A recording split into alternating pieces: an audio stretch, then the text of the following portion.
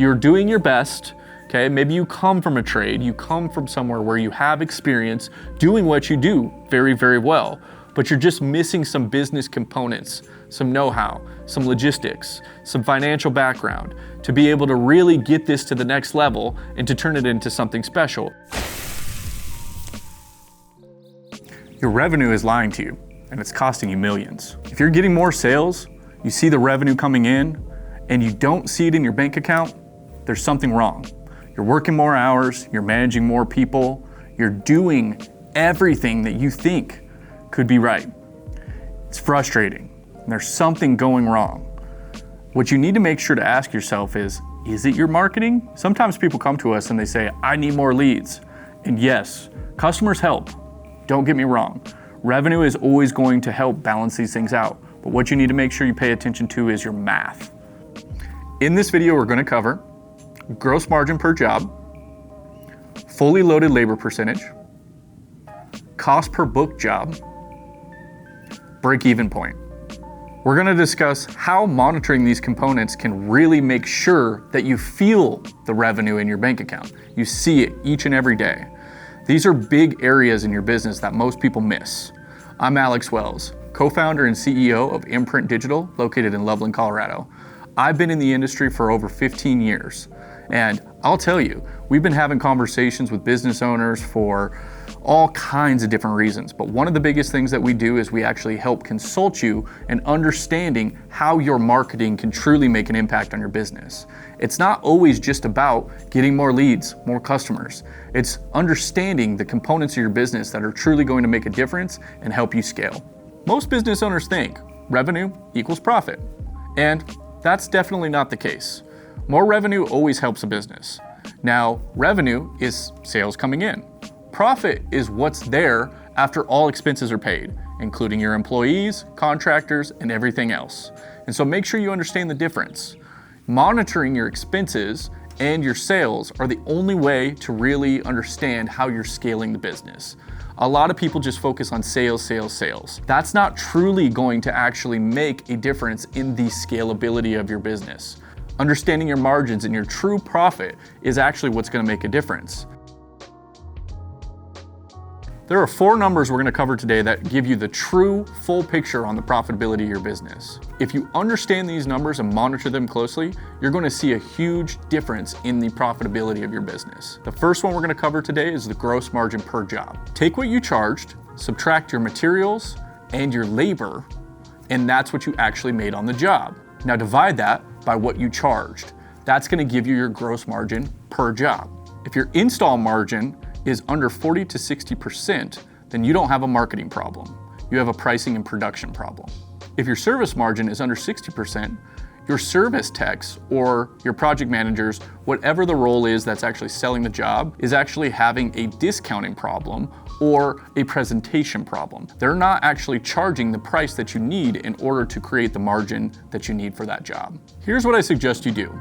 I think that it's time that you take a look at some of your past jobs. If you're new in business, take some time to do some math up front. Go and do some research, look at some material costs.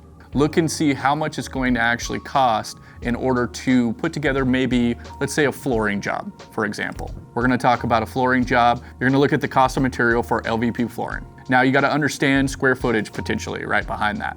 Now what we're gonna do is we're actually going to project potential material costs on a job. Now, also consider the labor costs. So you're gonna need to understand, are you doing the job? Are you gonna have to hire a subcontractor? Do you have an employee that's doing the job? Now you need to have those numbers figured out in advance.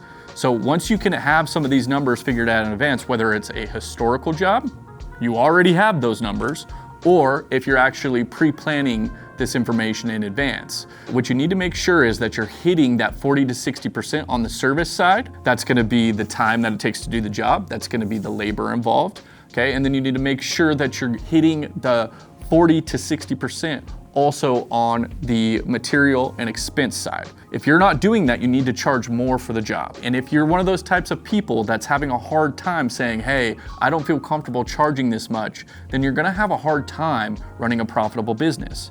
So make sure you figure these numbers out in advance. So go look at your past numbers If you're not hitting those marks, you need to charge more. And if you run this through that model and you aren't hitting that number, just know that you're gonna need to start charging more for your work, or for the first job that you're gonna do, you're gonna need to make sure you charge enough to reach that number. Number 2, fully loaded labor percentage.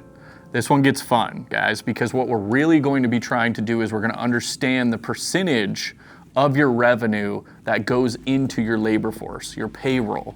Monitoring this is very important. You need to make sure that you are under 45%. These costs have a tendency to go up very, very, very quickly. What a lot of business owners end up facing is as they're on jobs, these costs go up as they're going. What a lot of business owners face with this scenario is the time starts to get ahead of them on a job. And so they've already figured out the formula. They understand how much their labor cost is going to be. They understand the percentage of what it's going to be. And then time gets pushed out. Things get delayed. Maybe material doesn't show up. Maybe a contractor doesn't show up on time. And then these costs start to go up and up and up. So make sure you give yourself a little wiggle room. You need some padding with this because you need to be under that 45% mark. This is why bidding your jobs correctly is so important, what we talked about in step 1. So here's another thing to consider. This isn't just your hourly wage. This isn't just what you're paying them directly. What you need to actually do is you need to consider all payroll costs. This includes wages, taxes, benefits, workman's comp. Those are some examples. You need to make sure you include all of those factors into it. And you're gonna divide that by your total revenue. That's gonna give you the percentage you're looking for. You wanna be under that 45% mark. This is on a per job basis because each job is going to be different. Let's say you're a contractor, for example. A bathroom job is going to be a different job than a kitchen job. Everything has different materials. Everything has different subs. Everything has all of these different costs included. Let's go a step deeper now. Revenue per tech per day. Take last month's revenue, divide it by number of techs times working days.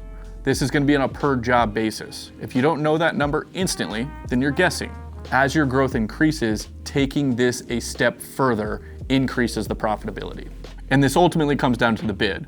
The more familiar you get with these things, the better you're going to bid for it. A lot of what we see with business owners is they're gonna shoot from the hip. They'll kind of bid as they go. They'll walk through jobs, they'll come up with numbers. You need to make sure your bids are geared around these numbers that we're talking about today. It allows you to get more specific and granular and itemized with your invoicing and your bids because customers do love to see that. Number 3, cost per booked job. This is where we get back into the marketing math, all right? So what I want you to think about is your monthly marketing spend. And in this scenario, what we're gonna do is we're going to take your total monthly marketing spend, and we're gonna divide it by your booked jobs. Not your leads, your booked jobs. So in this scenario, let's say you spent $25,000 and you got 200 booked jobs. That's $125 per booked job. This is important. Now, what I want you to also consider here, because this gets a little murky sometimes, is what is the lifetime value for a new customer as well? Because sometimes it's gonna be worth it to you to be able to invest in getting a new customer who's gonna spend with you down the road too. Sometimes it's gonna make sense to invest a little bit extra for that new customer. Now, what you wanna get back into at this point is your profit per job. How much profit do you make per job? Well, if you didn't do a good job in the first 2 steps, then you're gonna have a hard time answering that question. That's why that information is so valuable, because now you can get into a position that I've always referred to as having the keys to the car. Okay, when we're working with somebody from a marketing standpoint, what we really wanna be able to do is we wanna give you that position, to be able to drive the car, to be able to scale the business. And if you don't understand the numbers, then it's really hard to do that. Because if the marketing math makes sense and you want to reach a certain point, then you can drive the car that direction. We can help you get there. So I want you to ask yourself, how much gross margin do I make per job? I will tell you, I'll be very honest with you, $125 for a booked job. We're not talking about a lead, we're talking about a booked job. And if you're in the home service industry, let's say you're doing HVAC jobs, okay? Let's say you're doing electrician jobs. Let's say you're doing window jobs. $125 for an actual booked job, somebody that's gonna give you money, is not too bad. If you understand the first 2 steps and then you also are having conversations about real booked jobs and how it pertains to your marketing math, then you're really able to scale a business, and you're able to do so profitably, which is what's really important. Number 4, the break-even point. This is where you get to start to have fun with your business, guys. This is what everybody's shooting for. We've had the first 3 steps. Those first 3 steps are gonna get you to a point where you can start to really think about breaking even. Everybody wants to break even in their business. A lot of businesses, truthfully, are not breaking even. Most businesses run on debt. That's the truth. Now, if you could actually create a profitable business that is breaking even, there is so much benefit to that. For one, freedom, okay? You're not relying on debt in order to run your business. That is a huge, huge win for everyone. And the other thing that you can really start to have fun with is your actual income as a business owner completely changes, right? Because you can actually start to think about paying yourself on profit. And that is really what business is all about. As a business owner, what you're really supposed to be doing is you're supposed to be paying yourself on profit only. Believe it or not, a lot of business owners don't realize that. That's what it's actually all about. And what you're also doing is you're building a real asset at that point. When your business becomes profitable and you're breaking even, now you have something that's not only attractive to yourself, but attractive to potential buyers. When you break even as a business, you're starting to build enterprise value. What is enterprise value? Okay, enterprise value is what the market sees your business being worth. And when you start to get to a position where you're breaking even and it's generating profitability, now somebody could be interested in buying the business because they know it's breaking even, it's generating profitability. There's potential income to be earned. That's a huge win for you. So here's what I want you to think about. Now that you've done the first 3 items, I want you to add up monthly overhead, your salary, the profit you want. That's how much gross profit you need as a business owner. Now, all of those things that we just talked about factor into this. And if you have a budget, let's say as a family, or you have a goal income-wise, that's how all of these things come into play. So if you're sitting there and you're working on your business and you're getting sales and you're like, this is great and everything's going well, but at the end of the day, you're still scraping by as a business owner, all of this stuff will help you get there. If your pricing doesn't support that number, then you need to adjust. If all of the other numbers we just talked about don't support that number, then you need to adjust. All of the stuff that I've walked through with you today gives you the opportunity to be able to create a profitable business. Because at the end of the day, that's all I want. I want you to be able to be in a position where you have control, you're profitable, you can provide for yourself, for others, and grow something special. Because a lot of the stress you're experiencing really just has to do with the fact that you are flying blind. You're doing your best, okay? Maybe you come from a trade, you come from somewhere where you have experience doing what you do very, very well, but you're just missing some business components, some know-how, some logistics, some financial background to be able to really get this to the next level and to turn it into something special where it starts to ripple into the community and it creates opportunities for yourself, for future generations, for your employees, and for the community. Do all that math that we talked about. Do it on paper if you have to. Maybe you're old-fashioned, no problem. Write it all down, break it down, set that goal, put it on a sticky note, and put it on your mirror in your bathroom at home. Set that target, get to that target, and go after it. Go get it. Set it there as a reminder, all right?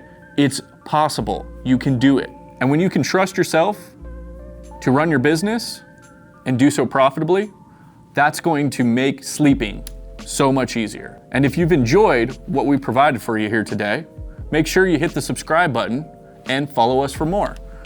We're always providing more helpful tips and information to help you run your business better because we care. And if we can help you grow your business, please reach out to us. We'll give you a free consultation. Thank you for watching this video and stay tuned for more.